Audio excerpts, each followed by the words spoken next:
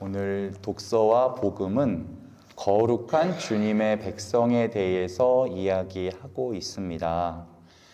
어떻게 보면 우리 신자들의 목표는 행복한 게 아니라 거룩한 거예요. 우리 삶의 목표는 행복이 아니라 거룩해지는 것 맞나요? 그리고요, 거룩해지면 행복해질 것 같아요. 이것도 맞나요? 동의하기 힘드세요? 거룩한 사람들은 행복한 사람들이던가요? 그런 것 같지 않으세요? 우리 어르신 여러분들은 지난 일주일 동안 거룩하게 사셨어요? 갑자기 고개를 숙이시죠? 어떤 게 거룩하게 사는 거죠?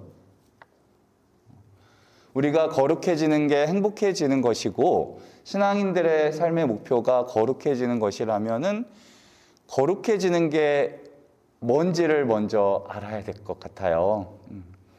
바리사이들이 예수님께 맨날 혼난 이유는 거룩하게 살지 않아서가 아니에요.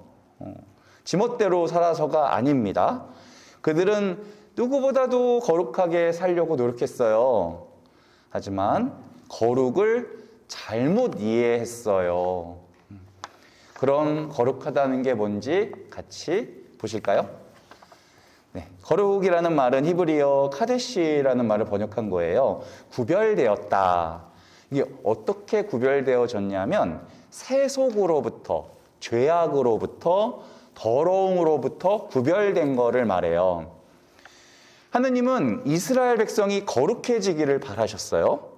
그래서 이스라엘이 피해야 될 것들, 그래야 이 세속으로부터 구별될 수 있는 것들을 다 말씀해 주셨어요. 구약 성경에서. 그것을 뭐라고 하냐면 율법이라고 그래요. 그러면 거룩하려면 어떻게 되느냐? 세상과 나를 격리시키고 율법을 지키면 되겠다. 이렇게 이해한 사람들이 바리사이 사람들이었어요. 바리사이라는 말 자체도 페러시, 구별되다, 구별된 사람들이라는 뜻이에요. 그들은 철저히 세속과 자기들을 구별하려고 노력한 사람들이에요. 이 사람들을 무시해도 될까요? 안 될까요? 안 돼요. 정말 철저하게 노력한 사람들이에요.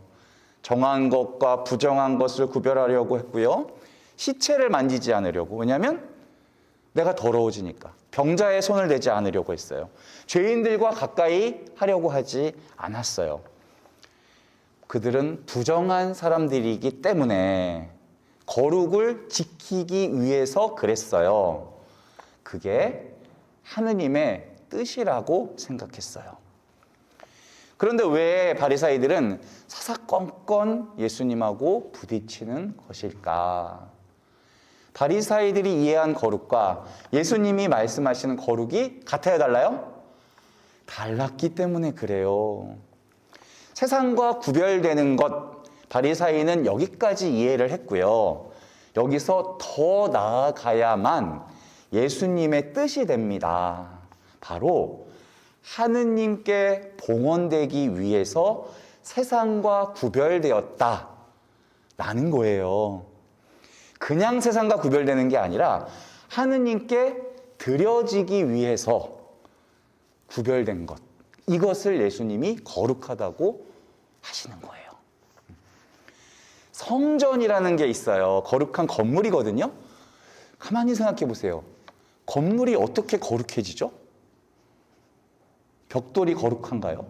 그 안에 뭐 그림이 거룩한가요?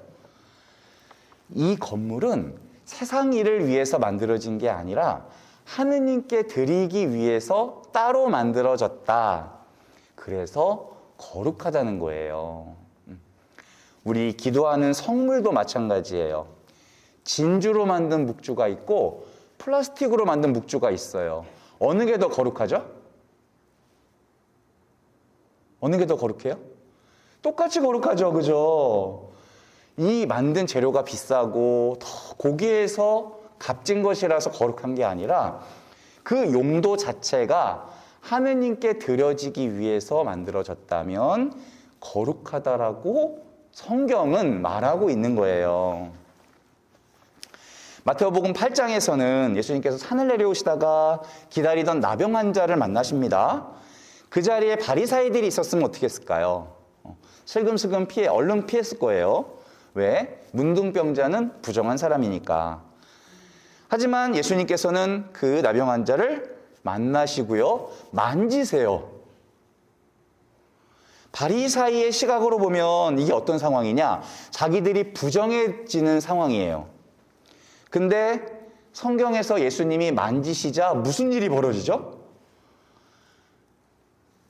예수님이 부정해지시나요? 그 나병 환자의 부정이 예수님께 옮아가는 것이 아니라 예수님 안에 있는 생명력이 나병 환자에게 옮겨갑니다. 예수님이 나병에 걸리시는 게 아니라 나병 환자가 나아요. 세상이 보았을 땐 이것은 부정한 상황이지만 예수님이 보셨을 때 이 상황은 거룩해지는 상황이에요. 치유되고 회복되는 순간입니다. 이게 바로 예수님이 말씀하신 거룩이에요.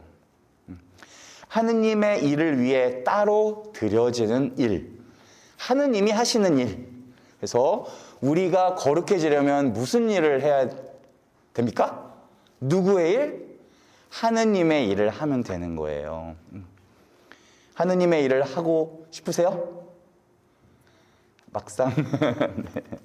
저는 성직자죠. 네, 하느님의 일을 위해서 축성된 사람입니다. 그럼 성직자만 거룩한 일을 하면 되는 걸까요? 아니겠죠? 성경에 의하면 거룩한 직분은 우리 모두에게 주어진 것이라고 분명히 되어 있어요.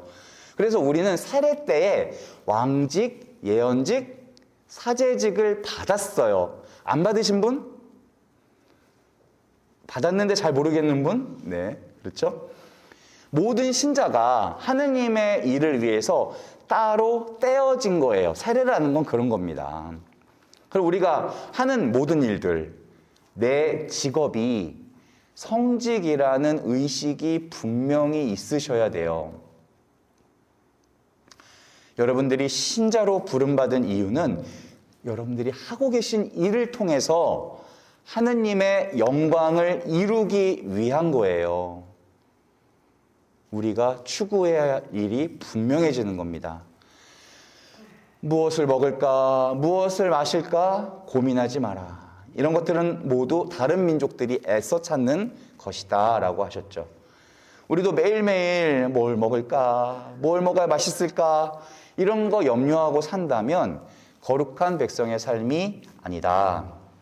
우리를 그렇게 살라고 부르신 게 아니다. 하느님 없는 사람들이야 그렇게 사는 거지. 우리는 그렇게 살라고가 아니라 하느님의 일 하라고, 하느님의 의를 추구하라고 따로 구별된 사람들이다. 그래서 우리는 생각이 달라야 하고 삶을 살아가는 목적이 달라야 합니다. 우리도 그냥 그저 잘 먹고 잘 사는 게 삶의 목적이라면 세속 사람들과 다를 게 없겠죠. 하지만 우리가 하느님의 나라와 의를 추구하고 우리 삶을 통해서 하느님 나라가 증거될 수 있다면 그건 성공한 인생이겠죠. 우리는 바로 그것을 위해서 봉헌된 사람들이니까요. 그렇게 살다 보면 결과적으로 내적인 성품도 변하고 외적인 모습도 변하게 될 겁니다. 주님을 위해서 살으라고, 거룩한 삶을 살라고, 하느님의 일을 하라고, 그래서 진짜 행복해지라고 우리가 부름을 받았습니다. 그 부름에 합당한 한 주간이 되시기를 기도합니다. 아멘.